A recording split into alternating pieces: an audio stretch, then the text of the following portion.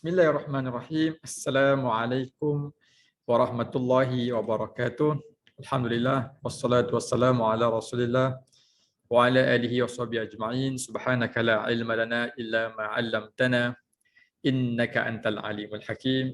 Rabbana shrah lana sudurana wa yassir lana umurana wahlul 'uqdatan min alsinatina yafqahu aqwalana walhamdulillahi rabbil alamin. Assalamualaikum. Semua apa khabar? Moga-moga dalam kesihatan insya-Allah. Baik. Untuk kali ini, sesi ini insya-Allah kita akan membicarakan berkenaan dengan al-lahnu al-jali, iaitu kesalahan ataupun kesilapan yang nyata dan jelas dalam bacaan Al-Quran. Baik, insya-Allah. So pada kali ini kita akan melihat bagaimana bacaan Al-Quran kita yang kita baca mungkin ada kesilapan yang jelas dan nyata yang mungkin kita sedari atau kita tidak sedari, tetapi kita punya apakah perbezaannya juga di antara kesalahan yang jelas dengan kesalahan yang tersembunyi yang telah saya bahaskan pada video-video sebelum ni, insya-Allah. Okey. Baik, mari kita tengok.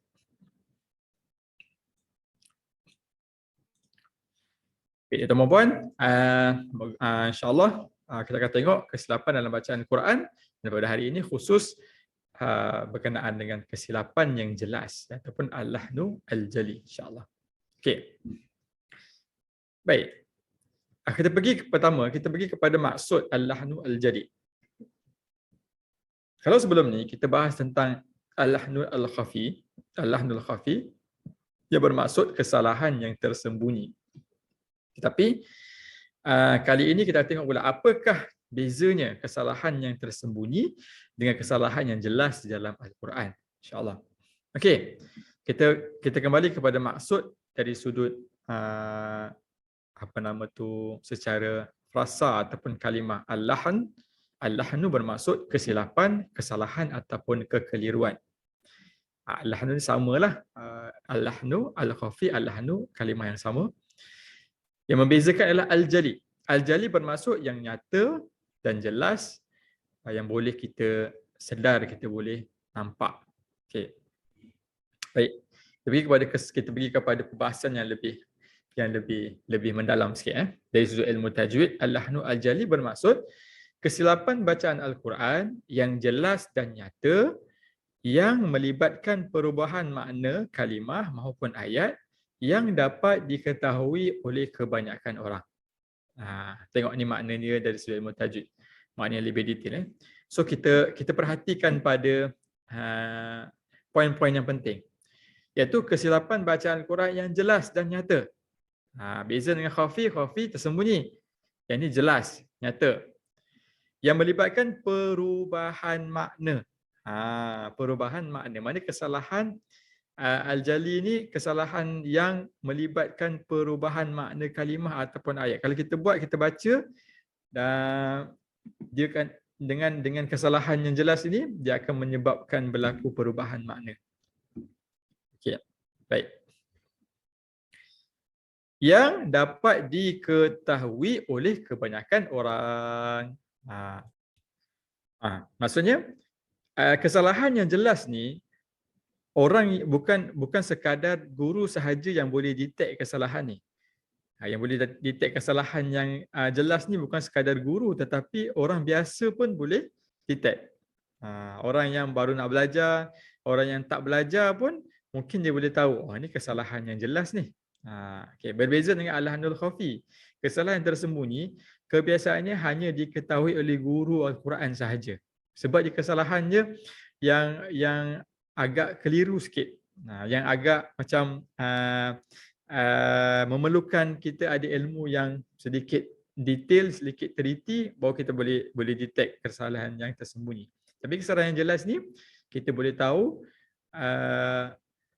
dengan cara kita dengar bacaannya. Oh, ni salah baca ni.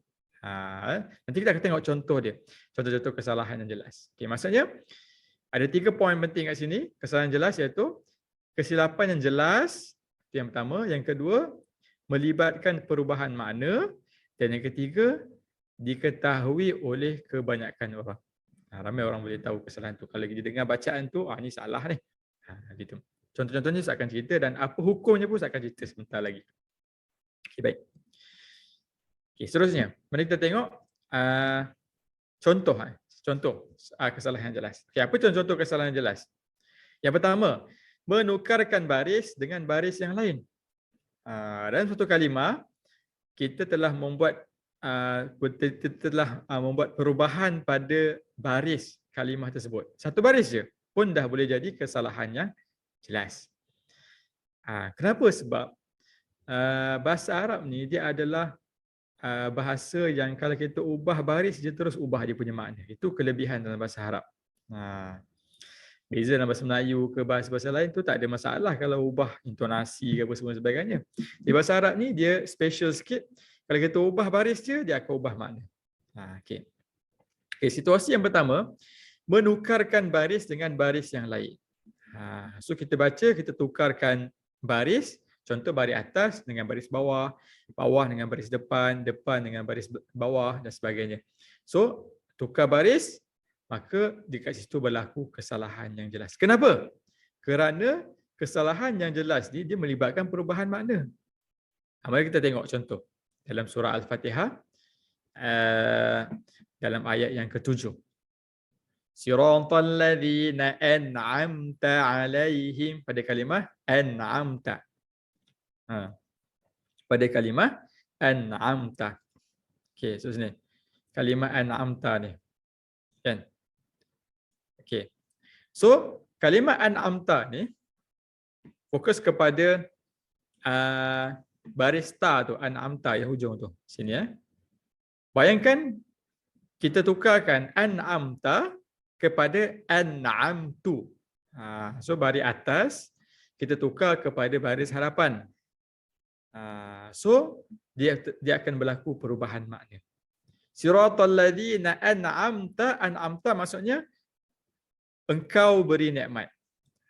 Kalau dalam Quran maksudnya engkau beri nikmat ni engkau ni merujuk kepada Allah Subhanahu Wa Taala lah.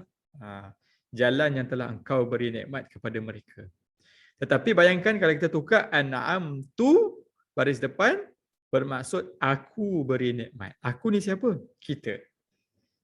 Nampak tak? Tukar baris atas kepada baris depan terus ubah dia punya makna.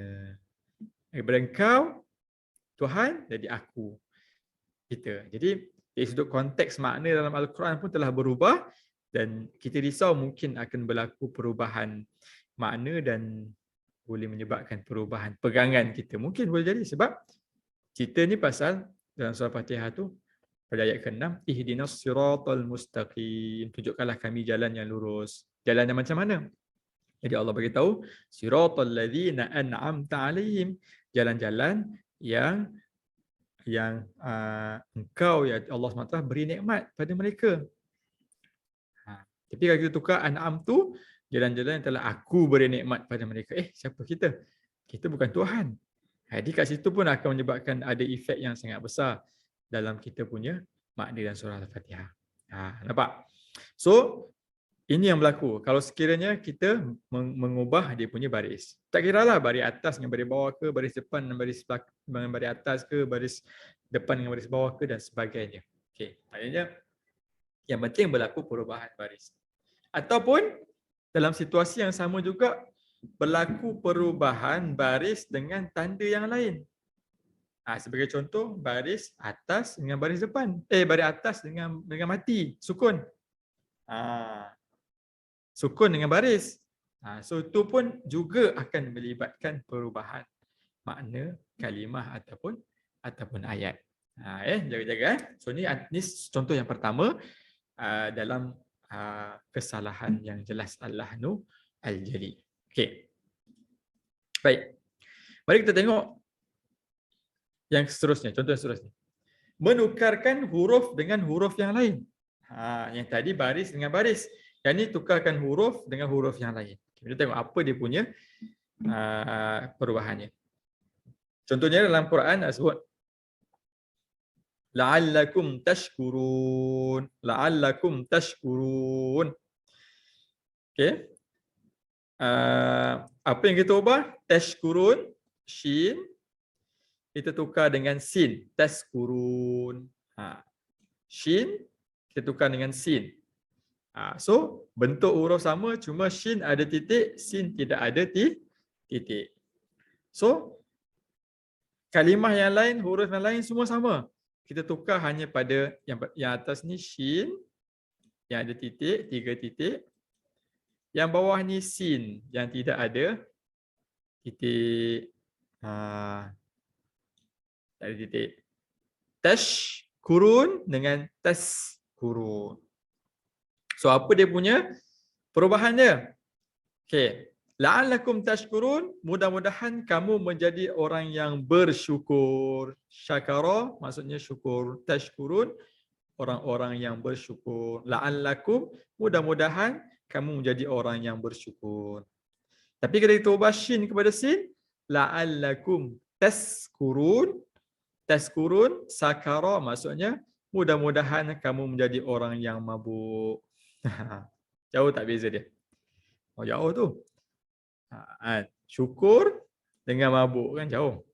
Syukur benda yang positif, mabuk benda yang negatif. Benda yang tak elok kan? So ubah sangat, mengubah makna. Tu kata, dia tukarkan huruf dengan huruf lain. Ini baru satu huruf, shin dengan sin. Cuba bayangkan huruf-huruf yang lain. Ba dengan ta ke, semua dan sebagainya. So, pasti dia akan menyebabkan perubahan makna yang sangat jauh dalam Al-Quran. Okey, ini contoh. So, jadi apabila bertukar huruf dengan huruf yang lain, maka dia dikira sebagai kesalahan yang jelas, yang nyata. Okey, boleh Jangan tanya hukum lagi. Hukum nanti Ustaz akan cerita di hujung nanti. Okey, boleh?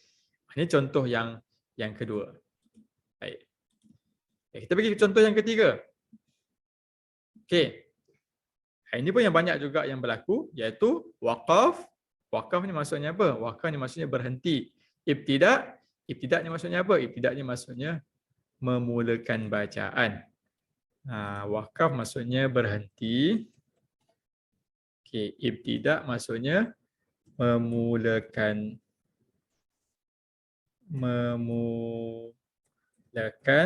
bacaan. Okey, waqaf maksudnya berhenti, ibtida' maksudnya memulakan bacaan. Okey, salah dari sujud waqaf, berhenti dan mulakan bacaan. Okey, bagaimana? Contohnya. Pertama contoh, kita telah waqaf di tengah kalimah. Waqaf di tengah kalimah. Bukan tengah ayat, tengah kalimah. Contoh macam ni. Wa mimma razaqnahum yunfiqun. Contohnya wa mimma razaqnahum yunfiqun. Apa yang berlaku? Kita waqaf di tengah kalimah. Kalimah ni apa? Wa mimma ni kalimah, razaqnahum ini kalimah, yunfiqun ini pun kalimah. So sini kalimah. So kita berhenti di tengah kalimah macam mana? Contoh kita ambil kalimah yang tengah-tengah ni. Razaqnahum, kita berhenti. Razaqa. Situ. Kita berhenti dekat qaf tu. Contoh gini. Wa mimma razaqa. Kita berhenti kat situ. Lepas tu kita sambung. Kita ibtida', kita mula terus ke depan. Nahum yunfiqun. Okay, sekali lagi saya ulang. Dia berhenti dekat tengah-tengah kalimah. Wa mimma razaqa. Lepas tu dia sambung. Nahum yunfiqun. Mungkin dia tak tahu. Dia ingat boleh berhenti dia kat mana-mana. So di tengah kalimah tak boleh. Dia begini Ustaz buat contoh mudah. Bila kita nak faham tentang waqaf tengah kalimah ni. Kenapa tak boleh? Contoh kalau saya tulis, saya nak makan nasi. Kan? Contoh gitu. Saya nak makan nasi. So kalau Ustaz kata, Ustaz bagi Ustaz buat gini. Saya nak makan nasi. So satu ayat yang kita faham. Jangan Ustaz kata, saya nak makan. Kita buang nasi. Saya nak makan. Pun kita boleh faham. Saya nak makan. Walaupun ayat tu tidak sempurna, tapi kita faham. Saya nak makan. Okey. Ataupun kita buang makan ni, kita kata saya nak. Pun kita boleh terima juga. Dia adalah satu, kalau dalam bahasa Arab, jumlah mufidah. Ayat yang kita bermanfaat, yang ada makna. Saya nak. Okeylah. Saya nak apa tu terpulanglah. Ataupun kita buang nak. Saya pun kita faham. Saya adalah saya. So kalimah tu kita faham. Okey. Tapi cuba kan kalau Ustaz kata, kita kata saya nak ma. Ini kita buang. Saya nak ma. Saya nak ma. Ma apa? Ma ni macam-macam boleh tafsiran. Mati boleh, mampus boleh, makan boleh, main boleh, kan? Macam-macam boleh. Ma ni macam-macam kita boleh tafsirkan. Dan tak ada makna ma. Ma apa ma? Ma. Kalau ma kita fahamlah ma, kan? Tapi ma tak ada makna langsung. So begitulah juga kaedahnya kalau kita wakaf dengan kalimah. Razaqnahum dia ada makna. Tapi kita berhenti razaqa. So langsung telah menghilangkan makna malah boleh merosakkan makna kalimah tersebut. Ini saya katakan wakaf dan ibtidak yang tidak tepat, yang tidak betul. So dia adalah kesalahan yang jelas. Kenapa? Kerana telah mengubah makna kalimah tersebut. Malah boleh mengubah makna ayat tersebut. Okay, boleh? Ini contoh yang pertama pada wakaf yang tidak tepat. Okey, boleh faham Okey. Seterusnya, pada contoh wakaf yang tidak tepat juga boleh kita katakan sebagai melangkau kalimah dalam ayat. Macam mana? Ayat ini biasa berlaku dalam bacaan surah Yasin dan bacaan Yasin itu dibaca beramai-ramai. Biasanya baca ramai-ramai. Ada majlis bacaan Yasin ke, ada bacaan Yasin setiap malam Jumaat ke, kan? Biasanya ada imam ataupun ketua yang baca, yang lain semua akan ikut bacaan imam tu. Okey, apa yang berlaku? Dia begini. Contoh gini dalam satu ayat tu, inna ja'alna fi a'naqihim aghlalan fahiya ilal adqani fahum muqmahun. Contoh ayat tu kan. So sekarang ni imam baca, kita pun ikut. Sebila imam baca, biasanya imam baca ni dia baca laju dan dia baca tak berhenti. Inna ja'alna fi a'naqihim aghlalan fahiya ilal adqani fahum muqmahun. Waja'alna min bayni aydihim saddan wa min khalfihim sadda. Contohlah kan, sampai baca. So kita yang mungkin dalam keadaan tidak mahir sangat baca surah Yasin ni, so mungkin kita telah berhenti pada, mungkin kita tak cukup nafas dan sebagainya, kita berhenti. Contoh, inna ja'alna fi a'naqihim, kita berhenti kat situ. Tapi imam yang ketua tadi dia dah baca laju dah sebab dia tak berhenti. Aghlalan fahiya ilal azqani fa. Lepas tu bila kita dah berhenti dekat a'naqihim, so kita nak sambung balik, kita pergi sambung dekat mana imam yang sekarang tengah baca. Contoh dia baca sampai dekat fahum muqmahun, kita pun ambil fahum muqmahun sama-sama dengan imam tu. Kenapa? Sebab kita takut kita tertinggal. Boleh faham tak? Itu keadaan yang berlaku. So bila keadaan begitu, bayangkan kalau kita berada dekat a'naqihim, lepas tu kita ambil bersama dengan imam dekat fahum kat sini. Maknanya kita telah melangkaui 1, 2, 3, 4 kalimah dalam ayat ni. 4 kalimah dalam ayat ni. Aghlalan fahiya ilal adqani. So 4 kalimah dalam ayat ni kita telah langkau. Terus kita sambung bersama-sama dengan imam tadi baca fahum muqmahun. Atas alasan sebab kita tak nak tertinggal bacaan, nak baca sama dengan imam tadi. So itu yang banyak berlaku dalam bacaan surah Yasin. Okey. Jadi apa yang berlaku? Wakaf berhenti dan mula yang tidak tepat, iaitu dia berhenti dekat situ, dia mula dekat depan. telah melangkau kalimah-kalimah dalam ayat. Jadi terus menyebabkan berlaku perubahan makna dalam ayat tersebut. Pasti akan, sebab 4 kalimah telah kita langkau, telah kita tinggalkan. So ini yang berlaku dalam banyak bacaan surah Yasin. Mungkin kita pernah buat tapi kita tak sedar. So inilah salah satu daripada kesalahan yang jelas lahnul jali. Kenapa? Sebab kesalahan ini telah menyebabkan berlaku perubahan makna dalam ayat tersebut. Kan faham tadi kan dia punya kaedah dia?